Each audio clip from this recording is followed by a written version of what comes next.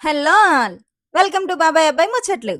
మీరు మా ఛానల్ని ఫస్ట్ టైం చూసినట్టయితే వెంటనే మన ఛానల్ని సబ్స్క్రైబ్ చేసి బెల్ ఐకాన్ ప్రెస్ చేయండి. ఈ వీడియోని లాస్ట్ వరకు చూడండి అండ్ లైక్ చేయడం మర్చిపోవద్దు. రాజమౌళి గారి సినిమాలు అంటేనే గ్రాండ్ విజువల్స్, గూస్ బంప్స్ తెప్పించే యాక్షన్, న్యూ వరల్డ్ బిల్డింగ్ అని మనం అనుకుంటాం.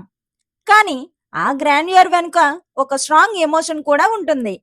బాహుబలిలో మదర్ సన్ ఎమోషన్, త్రిబులర్లో ఫ్రెండ్షిప్ ఎమోషన్ ఎలా బ్యాక్ బోన్ అయ్యిందో, ఇప్పుడు వారణాసి సినిమాలో కూడా అలాంటి ఎమోషనే ఈ సినిమాకి బ్యాక్ బోన్ అయ్యే ఛాన్సెస్ కనిపిస్తున్నాయి.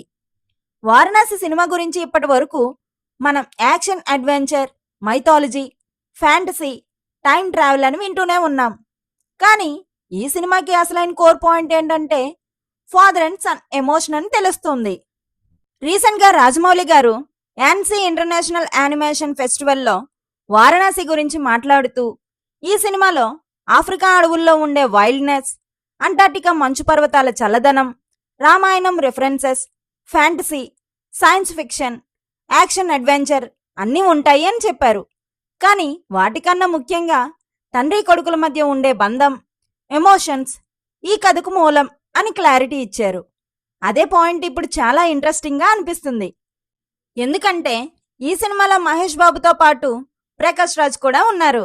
సో వీళ్ళిద్దరూ ఫాదర్ సన్ రోల్లో కనిపించే అవకాశం ఉందని స్ట్రాంగ్ గా టాక్ నడుస్తుంది. మహేష్ బాబు క్యారెక్టర్ రుద్ర అని తెలుసు. మరి రుద్ర తన తండ్రి కోసం పోరాటం చేసే క్యారెక్టర్ అయ్యే ఛాన్స్ ఉంది అని టాక్.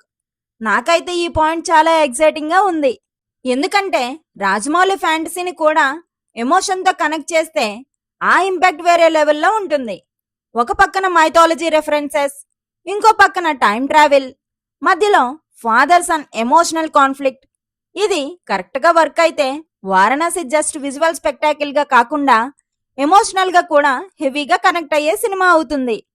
మరి మీకెలా అనిపించిందో కామెంట్ లో చెప్పండి.